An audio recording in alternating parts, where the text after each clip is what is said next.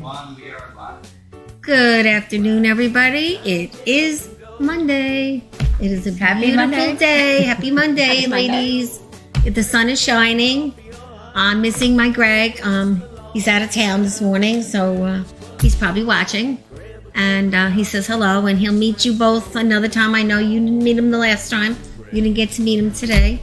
But just look at this great place. This is a club where you can come with your significant other, your husband, your kids. We rent it for all kinds of things. It's called now the Avenue at G's. And lots of things go on here, live music. And during the day, it's this wonderful show. And then at night, it's all kinds of music and all kinds of great things. So, have you ever been here? No. So what do you think of it? Isn't it kind of neat? I'm like trying to think of all the parties I want to have here right Yeah, now. isn't it really nice? Yes, we love it. We really do. So normally Greg takes care of all the fancy stuff with the phone. So the reason I have to look down now and then is because he's not here. Okay. But anyway, I'd like to introduce my two lovely ladies. I have Donna Stefans here from the Stefans Law Group. Hello. You're gonna talk about all the things you do, and it seems you have a lot in common with this lovely lady, Tina. How do I pronounce your last name? O'Keefe. O'Keefe. So but you have two names, right? My maiden name is Lopez. So Tina Lopez O'Keefe. Stow and behold. Think about what that means. Lots of stuff, right? And we're going to be talking about all that. Today is National Pigs in the Blanket Day. I did not bring any. Today is also National Skipping Day, which means you should be skipping out of here today after you have a great show. Okay. It's New Kids on the Block Day, which is something that the young said. I never was into that, but I think my daughter was. Were you? Or I like New Kids on the I Block. figured that. How about you? No, not quite. I wasn't. I was a little bit more alternative. Okay. Right? What did they say? You got the right stuff, Yep. baby. Yep. They were good. Right? New Bringing the Kids singing on Block. Monday morning. Yeah. Yes, she's happy. And the last thing I want to say is self-care. Today is self-care day. Self-care is important. It doesn't always mean smelling candles, bubble baths, meditation. Sometimes it's just you need to just do the catharsis of one big scream. Close the door and scream. A lot of people say that's good for you. I read this on the internet this morning. So screaming is good for you as long as you just do it once, close the door. Look, don't do it around any people that you might scare. But the other stuff about taking care of yourself is very important. And we have one sponsor. It's Tranquility Spa. They're located in Franklin Square in Levittown. Wonderful people. Angela runs the spa. Go see her. Tell her the Breakfast Club sent you. You sit in a chair. They cover you with heat. They cover your face. They put headphones on you. You sit there from your feet all the way up. And you don't even have to take your clothes off. They're that good. Well, that sounds like self-care. It That is. is great self-care. And you should try it someday. It's called Tranquility Spa. They also have a sunroom in the back where you, it's like a cave, salt cave, where you breathe. And you'll hear my voice in there because I do the video voice in there to make you calm down. Oh, nice. Yeah. Wow. So there's all kinds of things you could do to take care of your self-care. So anyway, but yesterday we were busy with seeing the new movie, which you guys should go see. We went to a movie screening for the show. The Abiding, it's called. It's a mafioso movie. And we met the producer. They were all from Georgia. They came in. Nice. We had a great time. And when it's out there, guys, go see it. Because it's unbelievable. It really is. Quite interesting. Mafioso. And about a man that really just didn't want to do it anymore, but he couldn't get out. So in the end, he lost his wife and all that kind of stuff. But it was very good. Where was the screening? It was in, where were we? Seaford. Oh, okay. Yeah, very, very nice. And then we went to dinner at Il Bacetto, nice restaurant. If you've never been there in Seaford, her name is Angela. She's a great lady. So we try to promote the people that we work with. Sure. That's what we do. Great. So let's start with you. First of all, you look great. Thank you. Red is a power color. Black is a power color. So I have two power women here. Yes, So we let's are. talk about Stow and Behold. how did you get started? I know that you're a writer. You went in the Peace Corps for volunteering. Yes. You were a graduate of the University of Pennsylvania, and you were in public relations, copywriters, and then you discovered that organizing was your life. Yes. And you have a family, your husband Thomas, and you both started together, right? The business or no? No, he's not in my business. No, he's... That sounds really nasty. But he is actually part of why I have a business, because he likes people not to touch his stuff. And so he thinks that if I'm busy helping other people organize, that I won't mess with his stuff too much. So he's a very big encourager of this business. Really? Isn't that something? Yeah, like believe in the power of organizing. Yeah. It does make you feel better. It does. It does. It's So how did you get started? So my background is in writing, and I was a freelance copywriter and a communications consultant, and I went to a conference for women business owners, and there one of the speakers was an organizer. And so I started working for her part-time. And then I had a family and I couldn't sustain 3 jobs. So I had to take a break. And then fast forward years later, my husband said, "What's next?" And I said, "I don't know." And he said, "Why don't you go back to the organizing? You really enjoyed it." And I said, "I don't know. You're nervous about starting something on your own that you did for somebody else." But I decided I'm going to do it. And I made up a business name and some business cards. And I approached other moms thinking that I would organize for them. So I offered them a free room to be organized in exchange for before and after pictures. Really? And all of them said no. They said no? They said no. They said that they were too embarrassed. They were like, "Oh, I could never let you look at my stuff, my closet. No way. That's crazy. But my mom needs help. My dad needs help." And it opened my eyes to all these seniors in the community who actually are really struggling with large homes, who want to downsize or who want to just, have like a little bit of a safer and healthier environment, and they can't really do it by themselves. So I work with all clients, but I do work with a lot of seniors. And how long have you been doing it? Stow and Behold will be 10 years old this June. 10 years. That's really, congratulations. Thank you. So you must love it because you're smiling. I love it. And every time I see you, you're happy. And I know you do a lot of speaking too. I do a lot of speaking. My philosophy is that not everyone can afford to hire an organizer. Right. So I do a lot of talks at libraries to give people tips and tricks so that they want to do it on their own, they can. I try to give them all the tools they need, mentally, like, how to overcome the challenges. So it's really hard to do it on your own. It is really hard. I mean, I could speak from experience because ever since I left my house, which was a horrible thing to do alone, I still have a lot of stuff, even though I downsized to a 2-bedroom co-op. Right. And I still now live that way with I got too much stuff. Right. And clothes is the worst for me. Other stuff I don't have a lot because I got rid of it. But clothes, because you're still bringing them in and still giving them away. Yeah. It's crazy. Yes. So, how do you stop? Well, I usually can't stop. no. I use donations as like a big carrot for clients. If they're really struggling, I try to tell them like they're, at this moment right now, there is someone who lost everything and needs. So like if there's a tragedy in the community, I try to be a go-between. If there are certain organizations that are in need, if there's a drive for school supplies, or if there's someone who needs furniture because their house was in a fire, I try to put a little bit of that connection so that the person feels like, okay, I can get rid of 10 of these things because someone else really needs it. And that kind of makes everyone feel good. Okay. So recently, like right now, I'm doing an estate clean out in Queens, and there's an organization that houses homeless vets, and the timing works out that the family wants to get rid of all the furniture and all of the kitchen stuff. Everything is in great condition, and a homeless vet is going to get all of this stuff in their new apartment May 1st. So it's about connections and timing. Sometimes it doesn't work out, but when it does, it's awesome. Yeah, that is great. Wow. Yeah. And where do you get most of your referrals from?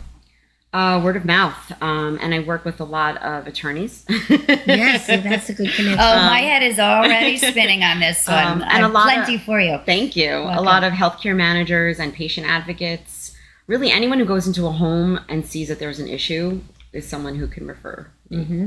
Wow. Yeah. How long does it take you to get through what's considered small, medium, large? Like as far as work. What do you consider the worst? I mean, every room in the house is full. Yeah. If when I ring the doorbell, it takes them a few minutes to open the door because they have to move things to get the door open. That's a usual sign that there's a big issue.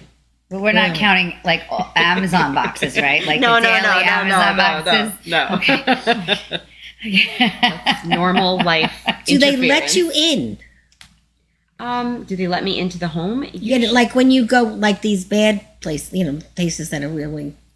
Yes. Usually when I get the call, it's because they're at their wit's end and they know that they need help, and so they do let me in, but they're very reluctant.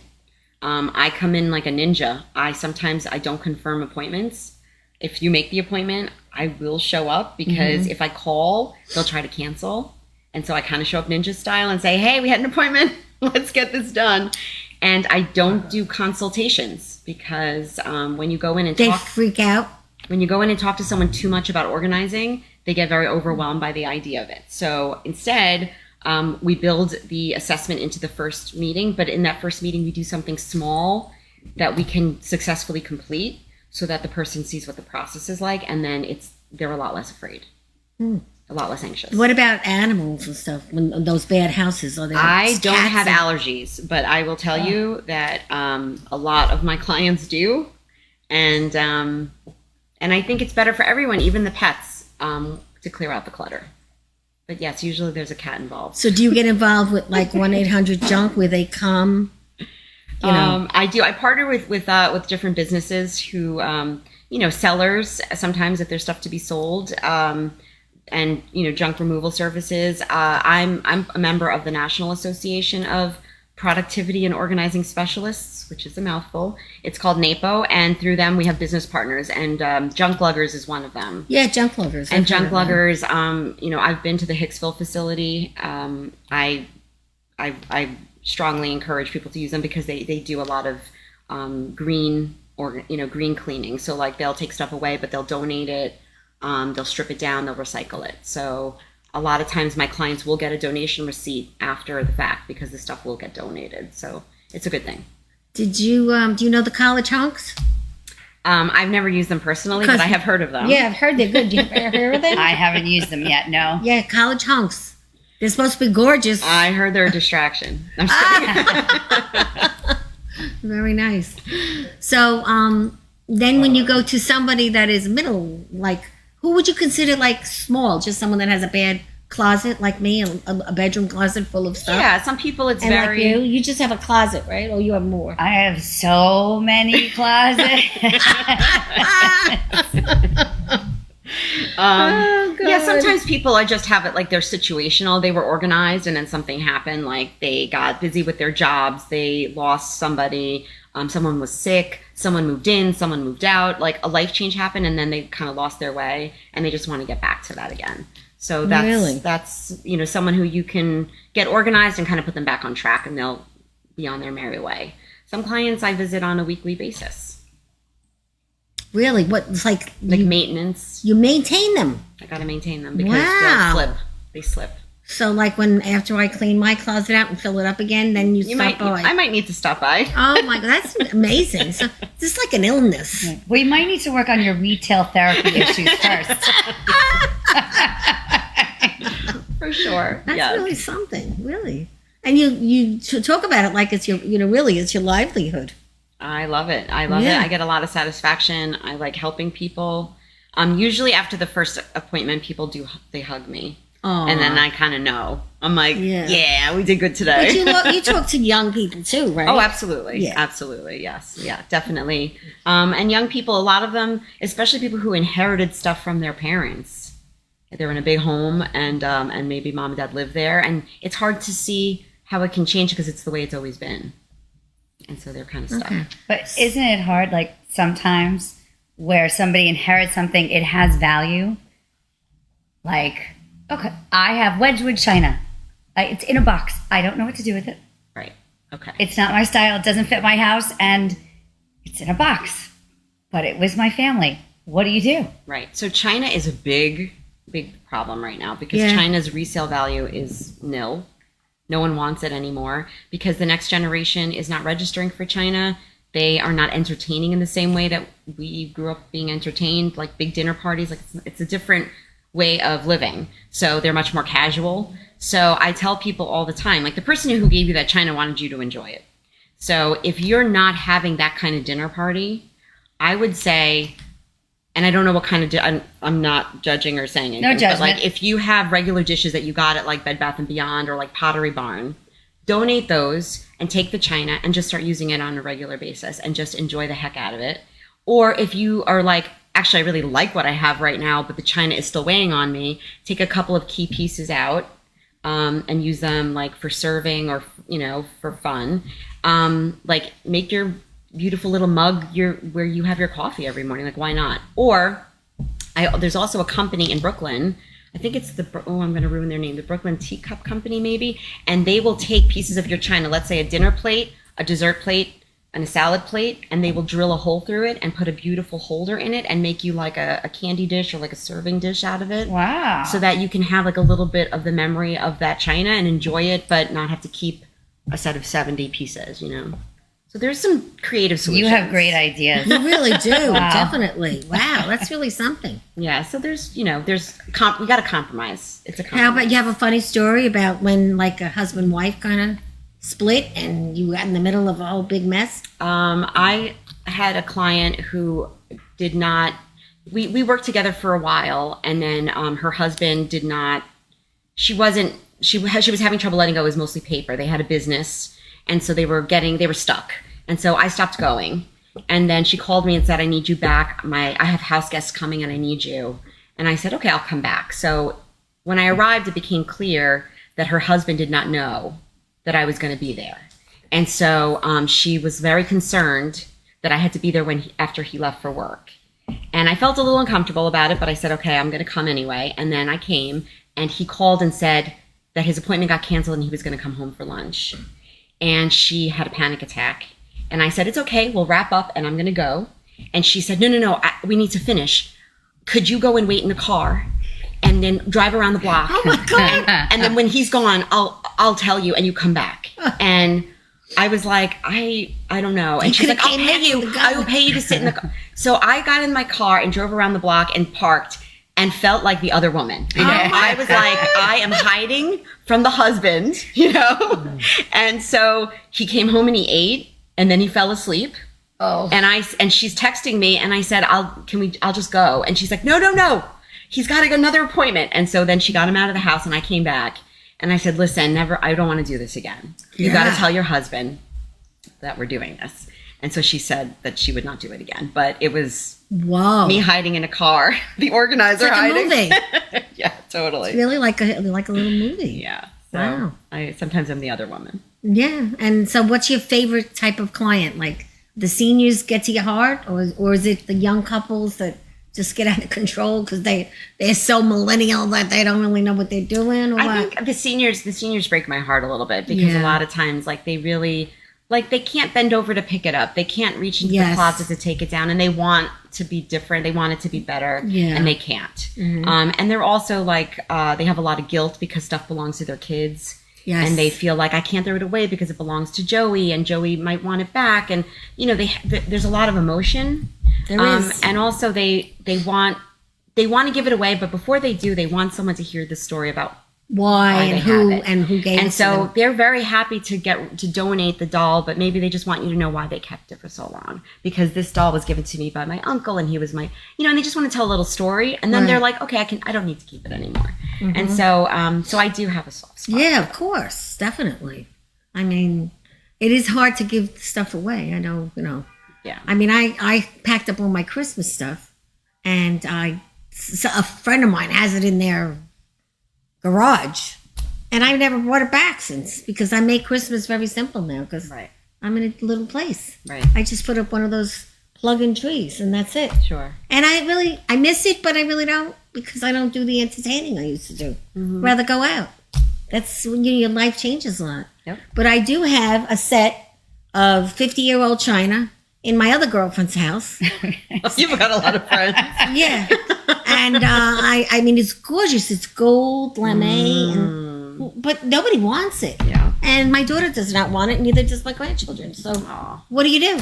Need You to have talk to Tina. This is true. Let's figure it out. Now, do you ever have garage sales for the people, or no? Or you have the sales, or no? You hire someone else to do that. I recommend someone else to do it. If I'm doing a garage sale, you're paying me for my time, and it doesn't always It net doesn't out. work. It doesn't pay. Yeah. So, you know, and selling is hard. Selling is a lot of patience. It's a lot of dealing with people, and we know how people can be. We did mine online, Oh, that's good. That's a but great again, one. I felt like I lost money. I know. I mean, It's, I didn't make any money doing it online. it is the companies that do it. I mean, they make take a their lot of money, money, and they yeah. take their commission, and they sometimes charge for photography. Yeah, and I had jewelry coming out of my ass.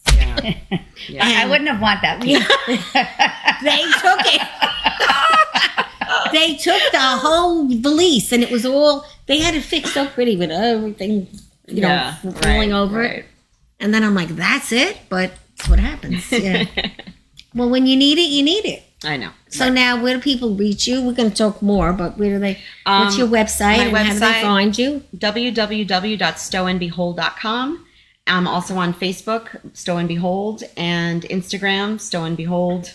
It's pretty consistent. And how did you come up with the name, Stow and Behold? It came from the idea of, taking everything out of your closet and putting it back and being like, lo and behold, like there's so much more space, like that moment of like, wow. And that's where I kind of got it from. Nice. So, of course, Greg isn't here, so my phone went a little wacko, and I'm not sharing, but when I get home, I will be. Okay. And so I can't read any of the comments that are coming through, but you'll see it when you get home. Okay. And like by tonight, I'll have it done. So what's Want the me to story read with... comments for you? I can read I some can't, comments. no, I can't get it back up. Oh, you were live, you mean? Well, because something went bad. I don't know what happened. Oh. So, but that's okay. You'll read them later. So what's up with you, miss? First of all, you're a movie star here. Yes. You're going to be on the Fontanas. The Fontanas, yes. Yes, and it's going to secret be little role I have going right now. Yeah, she's playing. What are you playing? Some kind of girlfriend?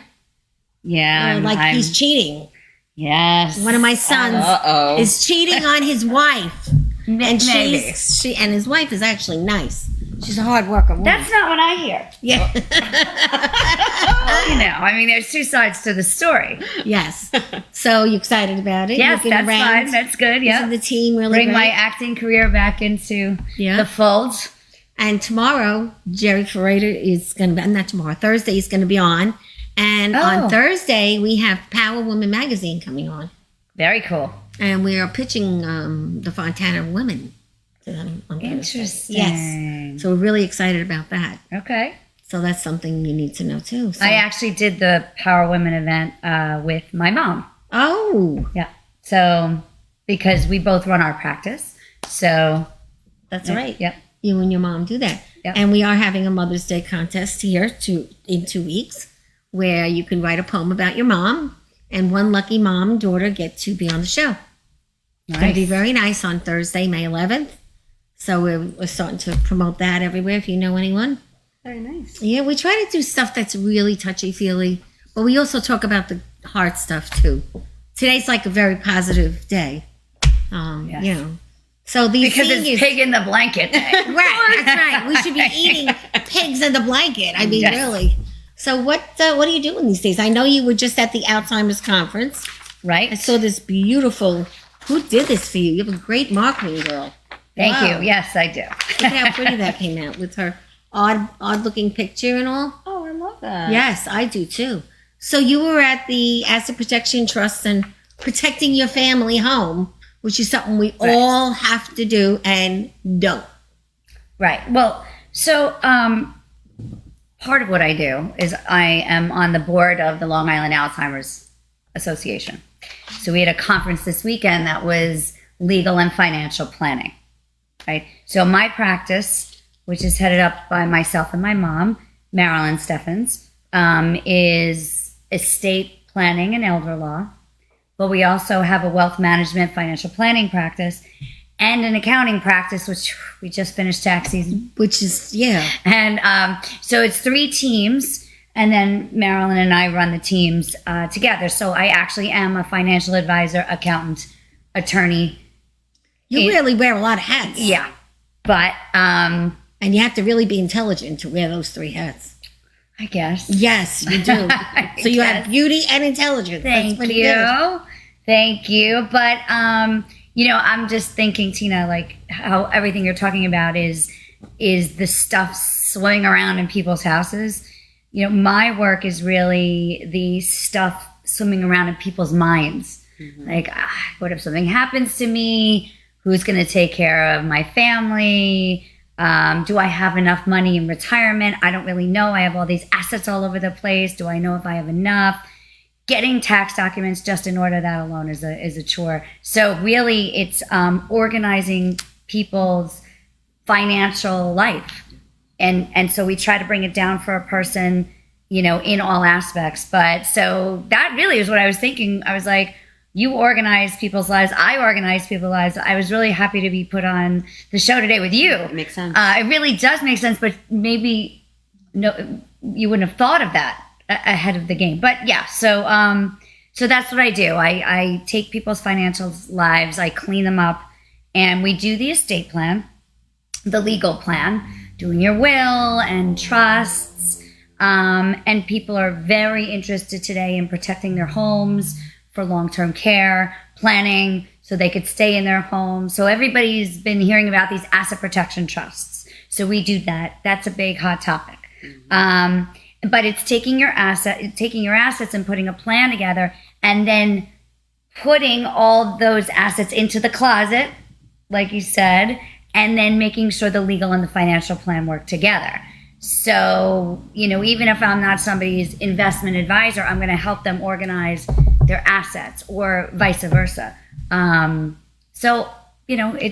It's really handling all parts of your financial life. That's what it comes down to. I have a question. So if you have a client who is struggling with Alzheimer's or dementia, how are you dealing with the family? Like, how are you getting that in order if they're maybe not in a situation where they're mentally able to really understand like what you're trying to accomplish? Like, so how do you navigate that with the family?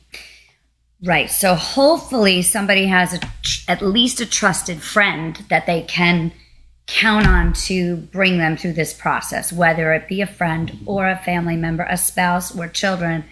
Getting the family involved is the most important thing. Mm-hmm. But I really talk about in advance that, if you wind up getting a diagnosis, or before a diagnosis, everybody, you start getting this plan in order while you still have the faculties to do so. Right, exactly. Then you're keeping the control. You get to choose who helps you with your financial affairs. You get to choose who helps you with your medical decisions. Well, it's true. And it's when you want to do it is when you should do it, not when your children have to do it for you. Right. And so a lot of people don't do that. And I could relate because, my husband passed away and we weren't prepared. And we were young, or, we weren't that old. And here we go again now because I have a co-op now and I need to make some adjustments for the co-op because I only have one child. Right. Yep. So but you might also want to protect that co-op. That's why we have to meet. Okay. Yes, ma'am. She was just here on the weekend. Have you done it yet? I'm like, no. So we're going to do it. Okay, now she's saying it on air. She's going to do her record. Legal plan. So I think one of the biggest things I hear that is probably going to be the biggest mistake people make is, I trust my family. I'm just going to put my assets in my kids' names because they're going to take care of it for me. And maybe that's the case. You might have the best kid in the whole wide world, right? Most responsible, fiscally responsible, will take care of you, loves you forever. But once you put your assets in your kids' names, then you're subject to their risk. And like, God forbid, knock on wood, your kid could get in a car accident and somebody could sue them for $10 million. And then your assets are sitting there waiting to be grabbed. So we never really want to just do that. We want the assets in your control for your life. So to answer your question, what do you do if somebody does have dementia and Alzheimer's? It has to be it takes a village approach. But what we do at the beginning, which I know you would appreciate as an organizer. Tell me. Yes, we have an organizer. So, and it's not that overwhelming, but it's making somebody sit down, put together their family tree, put together the assets that there are, and income and medical insurance in one booklet before they come to my meeting. And then we have a working document to start putting it all together. And if somebody sits down and just does that, that helps you a lot. it's huge. And I let them keep it as well because they've never sat down and And looked at organized it. it just like that before. So it's really helpful to get the conversation started and then move forward from there. Well, do you find a lot of people are afraid to make the change because someone's going to spend their money or their kids are going to, they don't trust their kids too. Right. And they don't want to do that either. So how do you make them make the right decision? Well, I always say we look at the cast of characters who you have in your life, right? Because, you could have somebody that's great with healthcare, but an absolute spendthrift and they keep filling their closets with clothes and they don't know how to keep control of money. So I'm not looking at you. But seriously, they can't manage their own money. How are they going to help you manage your cost of healthcare, right? Right. But then there's other people that are fiscally responsible, but put them near a hospital and they swirl out of control and they freeze and they can't help make medical decisions. So you have to look at the people involved. Some people just don't have time. Right. And if you can't have the conversation that, hey, if something happens to me, I really need you to help me coordinate my care, and you can't even find the time to have that conversation, that's not the person that's going to be there for you on a daily, no matter how much they love you. So look at the cast of characters in your life and see who's appropriate for the job, right? But when we do asset protection planning, that part of it, we make sure, especially using the irrevocable asset protection trust. Right. That means you can't change certain things that can't be changed, right? Well, Yes, sort no. of. There's a loophole for it. Right? Yes, lawyers have loopholes. You have to picture putting your assets inside a box, a protected box, right? And you're putting somebody in charge of that box, right? But what's in the box is yours for your life. That's what's important here. So they're supposed to keep your home and keep it protected and make sure the taxes get paid and things get done, right? And so you have people that are in charge of it and you have people that are your beneficiaries. Right. But these type of trusts, if somebody doesn't do the right thing, you get to fire them. You can fire your trustees. You can change your beneficiaries. So you have really actually maintained control. Oh, okay. Yes. That's good to know. So yes. So that's like the biggest planning tool. But I will say, getting the what we call advanced directives, even if we can't get through all that higher end planning stuff, appointing people to handle your medical decisions, appointing people to handle your financial affairs, that's what you need to do. It's a very not costly thing to do. And that's if things go south and we didn't expect it, they can come in like an army and take care of you, right? And do asset protection planning and maybe get you benefits. So that's what's important here. Wow. That's really, you have a good way of explaining it. Yes. Because most people, when you talk to these kind of attorneys, they talk and they're way over your head, Less scary. We try to bring it down to a personal level. which is good. Yeah. It's much easier to understand, definitely. What is the biggest obstacle to having someone, because everything you're saying is super logical. We're going to protect your assets. We're going to, so that you can have, be cared for in the future. But what's the biggest obstacle for someone to just do it? Like, why can't they just do it? Mental, right? The I would think mental. obstacle is picking up the phone and making the first appointment. That's it. Because it swims up here every night. Oh, I'll get to it. Oh, I don't want to do it. Oh, I don't want to think about that. I have to think about not the happiest things. It's not planning a party. It's Right. planning for things that you don't want to think about, death and dying. The problem is it happens to all of us.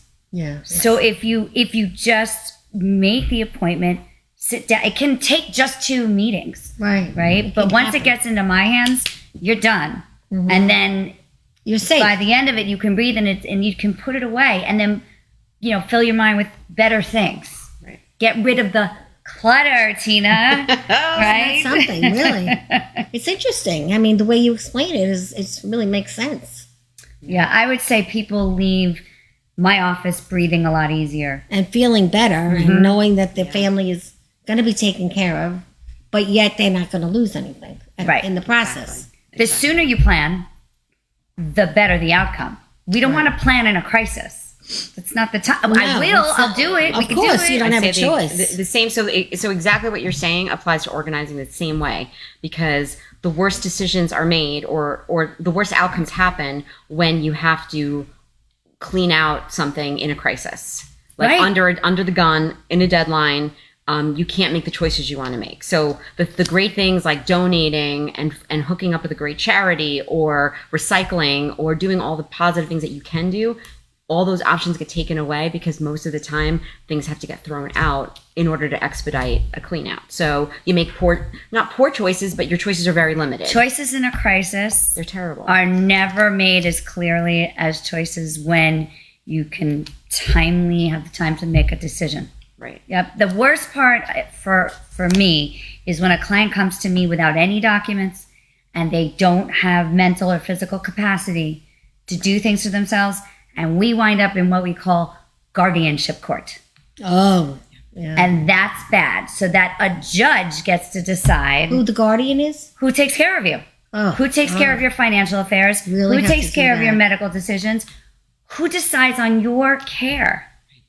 That's not good. And by the way, extremely costly. There's about 5 attorneys involved, 6 months to a year in a courtroom. Yeah, and I had a little client once that she didn't do her documents, and there was a guy who was literally taking advantage of her financially. And he'd come to the house and deliver pizza delivery guy, and he would then say, well, let me help you around here. Well, if you give me a few extra dollars, I'll do this for you. If you leave me everything, I'll take care of your 55-year-old daughter with Down syndrome. Oh, jeez. And we had to run in and do a guardianship proceeding for her. She was in her 80s and she had cancer. This is not a good way to start. Right? And she was a lovely little lady, but I had to put her in front of a judge in a courtroom. There were 30 people in the room that were just there. It was not a private proceeding. And she sat in front of the judge and she just started crying. She didn't understand what was happening. She thought the judge was putting her in jail. Oh, jeez. And that's absolutely a demeaning process. Of course. To be in a place where... Get that bad. No. Yeah. To be in a place where somebody has to say to you, you can't take care of yourself, so I'm going to decide. No, that's right? It's really good. Very easy to just do the documents. right thing. Right. But what was the outcome of that? Like, where did she end up? We did the guardianship, and luckily there were some lovely neighbors involved from the Italian community in Brooklyn where she lived, the next door neighbors that were like family, and they took care of her. And then I helped to get the care in, helped do different asset protection, Medicaid benefits, and took care of the daughter. So you can do that? Get someone on Medicaid too? Yes. I did not know that. Medicaid for home care, Medicaid for nursing home care. The cost of care is high. Yeah. The cost of care, people think if I stay home, I'm going to save money. No. Right. It's a minimum, picture 4 hours a day. Yeah. 4 hours a day for 7 days a week is going to cost you $5,000 a month for an aide.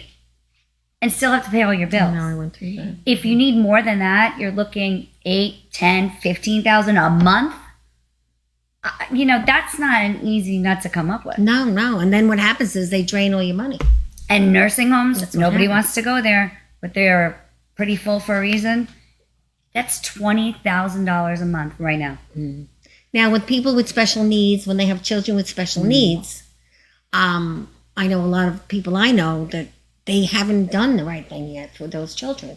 Now, if something happens to the parent of a child with special needs, what happens to that child if they weren't a caretaker, or what do you call that? What you say? Guardian. Guardian is not appointed. Right. What happens? What happens is it's the same courtroom procedure where now a judge gets to decide who's going to take care of this person.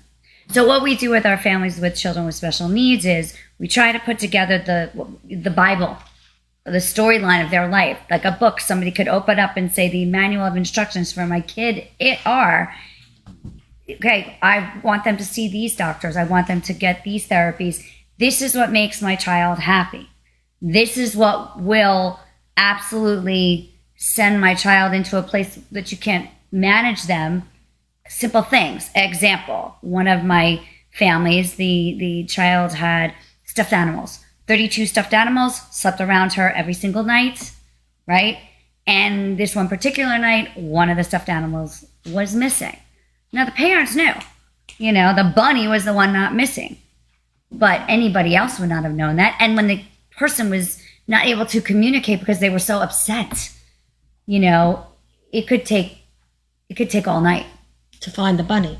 To figure out what the issue is. What the issue is, right. So you want to have that letter of instructions of what is meant for that person. Wow. That's the most important, thing I feel. But picking the right guardian. Again, if you can't have the conversation with somebody that you want to be the guardian of your child, then that's probably not the right person. Then also, the guardian has to be a lot younger than you. Well, you hope. Well, right. because if you're older, you can't have any of your friends. We're all the same age. Why would I pick you as a guardian? So I might die before you. You might die before me. And if we don't have somebody, often, there's a lot of really good organizations out there, AHRC, Rise Life Services, where they really do come in. There's so many, but they come in and they will take care of the person with special needs. Group homes that are meant specifically for them and get it set up with the structure. But again, the guardianship needs to be there. The plan needs to be there. And all this has to happen in advance. Right. Well, who's going to be the better person? Well, who's the best advocate? Right. Who's the best advocate for a child? Any child. Parent. The parent. Mm-hmm. But for yourself as an adult, you're the best advocate. So really, we start with the basics. Get your advanced directives, power of attorney, healthcare proxy, living will. It doesn't have to be overwhelming.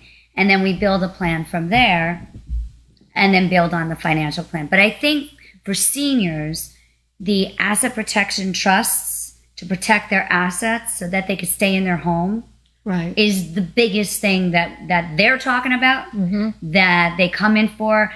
I need a trust. Okay. We talk about the why. That's the main thing you should start thinking of. And also the guardianship for even just it could be your child, and she could be normal. You still need someone to look over her, right? Well, for my young families, especially. Yeah. Having life insurance, which many don't. They don't think that they might die.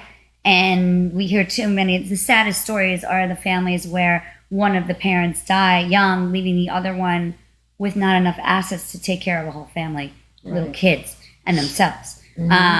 But their wills are important because they have to put guardianship in. But if you have a will's not going to do what you can do. No.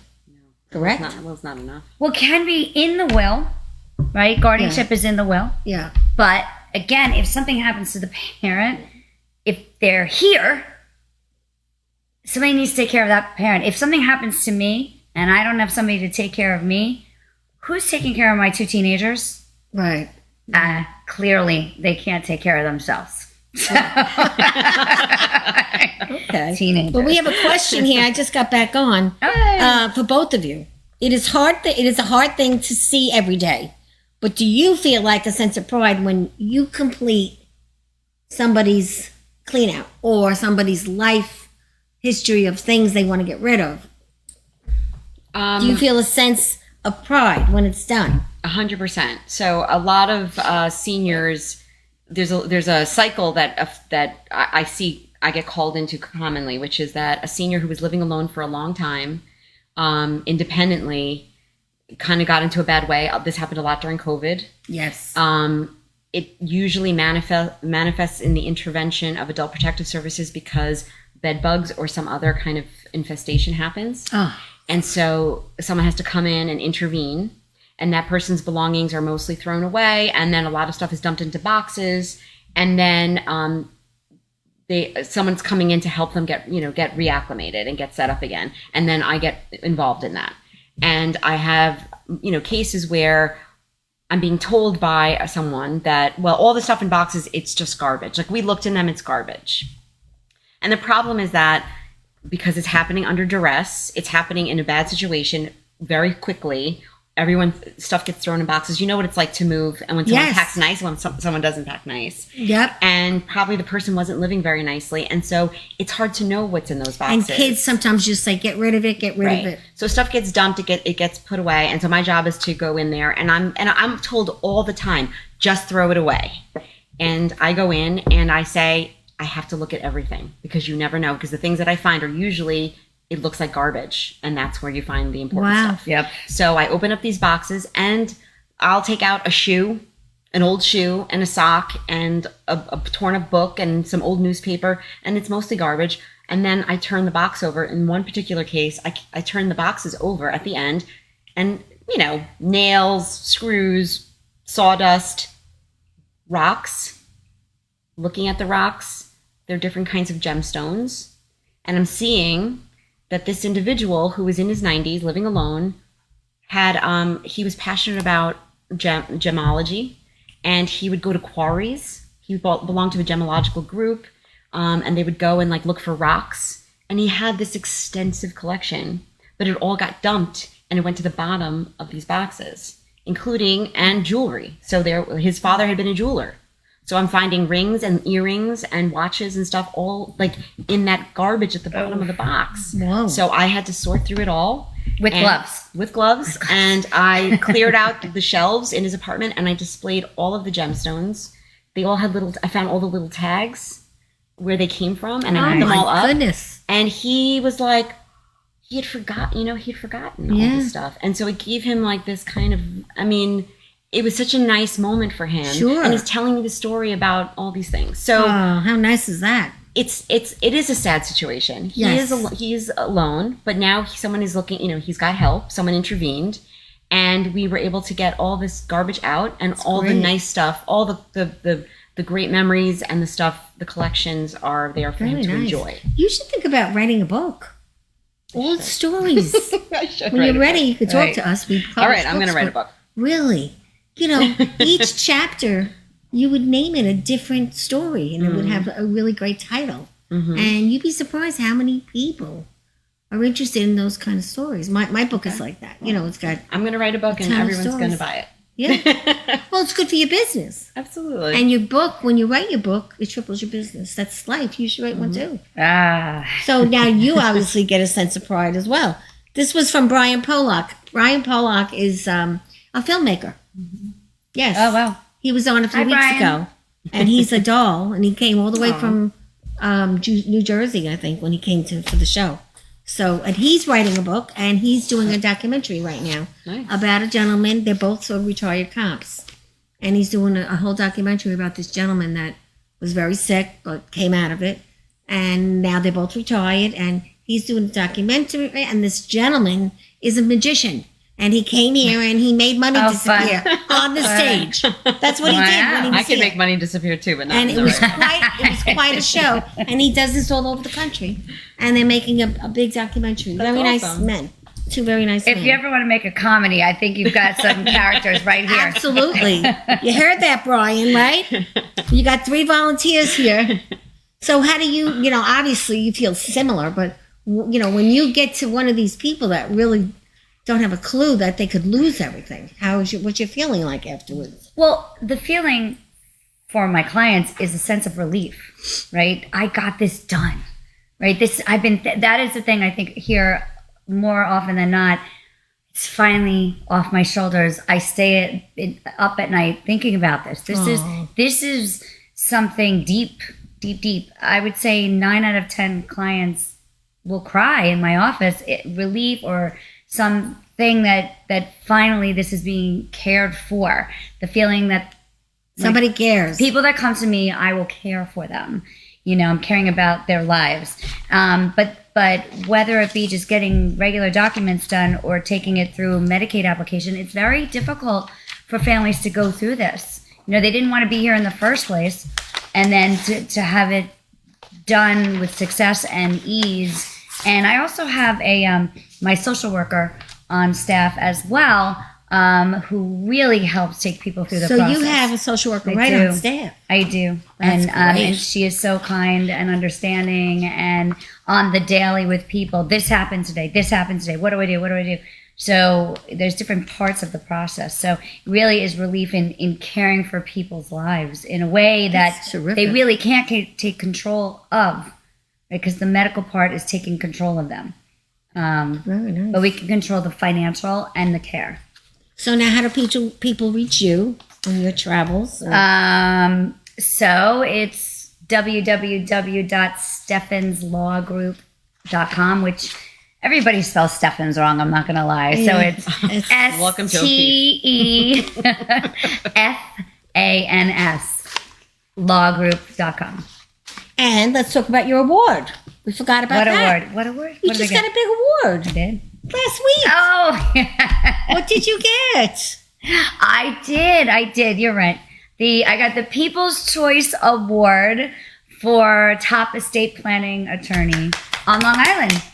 Wow. Yeah. That is something. It's nice. Thank you. Really was Yeah. a big party, I heard. Yes, it was a big You event. got a big thing. I did. I got a big plaque. It was like bigger than my body. And you had a So- blast, right? We did, but it's a team approach. Of course. Well, that award is for your whole staff. Totally. I'm Absolutely. sure they were all there. And they They probably were had a there. Well, blast. there were 8 of us. We have 3 teams in the office. So we have the legal team, again, the financial team, and the tax team, and all the teams come together for everybody's life. So, like, a client can come in and they could have a meeting with, It gets all done. all done. And I always say, I mean, how easy might it be to get your financial advisor, your accountant, and your attorney in one room for 1 hour? One-stop shopping. Right. We could do it, but when everybody's separate, it's impossible. That would be impossible. It's just like when you go to the hospital and you got, too many Yes. doctors. Yes. And everybody doesn't talk to everybody, and it's a nightmare. Right. So you have it figured out, which is great. Pulled it all together. You guys are in one spot. Actually, it's the only firm in the country Well, that that's actually pretty is good. truly all together with the same heads doing the work. That's that I'm terrific. proud of. My mom and I really built this together. And You she's did. an amazing Let's business talk about partner. Mom. Marilyn Stefans. I still haven't met her, right? No, you haven't. I know. I can't wait to meet You her. should write a poem about her and get on the There you podcast. go. This is true. Yeah. I don't know. How old is Singing is my forte. Poem writing, How I don't old know is your mom? so much. My mom, I can't tell you that. All right. She's up there. Valentina. Well, I talk about my age. I tell everyone I'm 70 and I'm happy. There you go. You look I'm proud of it. I'm going to say she's older than me because Okay. she had to be old enough to have a child. Well, this is true. This is true. We have something new at the Breakfast Club now, Ooh, too. We have what gift you got? certificates that we can use. You could use to do something nice for somebody getting married, and they could come on and talk about the wedding. Oh. You could use it for a charity, to sponsor a charity that can't afford to do the public relations. Nice. You could use it, put it this way, we will do anything anyone wants on a show. So it's $250 a person. But some people actually have a bridal shower here. Because we'll do it as long as you pay for the hour. I mean, Right. you can't do it for $250, but we do a lot of different things, and I'm open to anything. I mean, we have dogs, Great. cats, birds. The last bird we had on almost ruined the place. We had a parrot who sang. Yikes. But, we have a lot of different things that we're growing, and we also have an extra add-on now when you have a show. If you want to do B-roll, our great cameraman, Justin, for a slight fee, will put you on the stage and do B-roll. So What's you have your B-roll? your own personal thing about you. My name is, I do this, Oh. yada, yada, yada. And then you could use that wherever you want, and you could do it all day on Facebook or whatever. So we're adding little things as we go. We're growing. It's like your own advertisement about yourself. Yeah, yeah. And we also do everything. Little events, big events, whatever. We went to the movie screening the other night. We had a blast Cool. in little old Seaford cinemas. But everyone was dressed to the nines. It was like a real red carpet. Nice. And we met the producer, and then they had an after party. It was nice. So we're just growing, loving it. I felt bad because Greg would have come with me last night, but he couldn't. He's He's out What was out the name town. of the movie again? Abiding. The Abiding. The Abiding. It's not out yet, but you'll start to see a lot of things on Facebook about it. All right. So this is something new we have now too, which is the way you watch our show. Oh, a QR code. Yes. Fancy. Yes, this is all because of our great cameraman, Justin. He's great if you ever need private work. He has a card, and we promote Justin. Nice. Since we got him, we look terrific. When you see how beautiful the screen is going to look when you get home, you'll be shocked. So we also have some great things coming up. Bob D'Amato, he's a 50s singer. I don't know if you ever heard of him. Sings everywhere. He'll be singing on the Mother's Day show because we do a special thing on Mother's Day. So if you ever want to go to any of his shows, he's singing at La Focaccia, he's singing at Rolling Greens, and Poppy's Place and Casariano. Those are a lot of our restaurants that we love. Mm-hmm. Have you ever been to Casariano in Mineola? No. Beautiful restaurant, Thursday nights. Eddie Sessa is a Sinatra singer. Mm-hmm. He comes on the show too. He sings there. Nice. And Poppy's Place is in Floral Park. Poppy's you Place know, is adorable. Bob will be singing there. My first date at Poppy's Place. Your first date? Not our first dinner date. We went to the movies first, but then the Uh-huh. second date he took me to Poppy's. Well, Floral Park is just great. Yeah. Well, you live right down the block, so I it know. doesn't matter. I'm lucky. I love Floral Park. And so we have a lot of great things coming up. But lastly, we have Bat Boy, the play, coming up on May 7th. Yeah, that got canceled and then it's rescheduled now? Yes, at 5 o'clock. Whoever bought tickets, they're good. And whoever still wants tickets, you can let me know if you want to go. It's all about the man, Ray Negron, who got caught at Yankee Stadium painting the walls. And George Steinbrenner found him, threw him to the cops, then let him off, put him to work. And 50 years later, he's a big shot. Oh. And he wrote 3 books about, he was the glue that kept the Yankees together. He's a very generous man, and he does a lot of stuff in the community. So that's what we have going on. We're excited about Thursday because the Fontanas is, our I'm filmmakers definitely watching that one. coming on. And Power Magazine, her name is Tanya DiCosimo. I don't know if you've heard of her, but she has this brand new magazine called Power Women.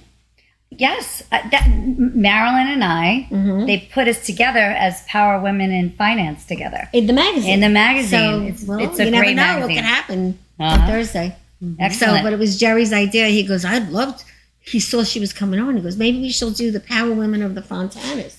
Perfect. So we'll see. Very We'll good. see. We try everything. One thing we know how to do is PR. But you have great PR. You're Lauren Riley. She's amazing. She's a great PR person. And I'm a critic because, I did it my whole life. Oh. So now I do it on my own, and I'm a real critic, but I don't take orders from anyone anymore. I got you. Well, now that you pointed her out, now, she has to game up. Yeah, well, she probably needs a raise. I think she may need a raise. I don't know. We'll see. Don't She's push dumb. it up. No, I know. She's a really great kid. I call her a kid because she could be my daughter. But she's very sweet. Always shows up when you're coming and always calls me We're a before. team. Yeah, she We're a calls me before and helps me with all that. And today's show is also sponsored by Oro Puro Jewelers, Hempstead Turnpike, Franklin Square. You need jewelry, you go see Teddy. He's this very wonderful, nice Italian man who gives everyone great prices when you come from the show. We were just there buying my niece. Yesterday was a christening and cross and things like that for the baby. And today, you're not getting an Italian bird. You're getting candy from my niece's christening. All right. Baby. Right? I'm gonna keep But it usually posted. you get Italian bread It's and not even candy. candy. It's chocolate. Chocolate I'll take it. Yes, I'll yeah. take it. And this is for you. That's if you know anybody. Goodies. This is your receipt. Thank you. See, we're getting better. Last time we didn't give receipts. Eh? Thank you. So we are getting better and better at what we do. Again, these 2 women are dynamos. Hopefully someday we can do something together and make a few bucks and, have everybody come and get a lot of information. And if you ever want to do something with charity, let me know because we have a few we work with. Great. My sister, she's dead 10 years now, and her charity is called Ria's Angels. And she was from Floral Park. And we don't give the money to the doctors and hospitals anymore. We give the money right to the family who's going through the cancer. And we send the family Nice. to dinner, to the movies, whatever they need to do to get her out from home. And so we did it for years with research, but now we changed it, and that's how we do it. Because we like to know, and we do it through people we know. Do you know someone that needs a break that has cancer? My brother-in-law is in charge, and her daughter, and it's nice. It's a nicer way to do it. Yeah. Beautiful. And, yeah, so Really great. yeah, so that is the story. Again, your website www.stefanslawgroup.com with an F. and your website, www.stowandbehold.com.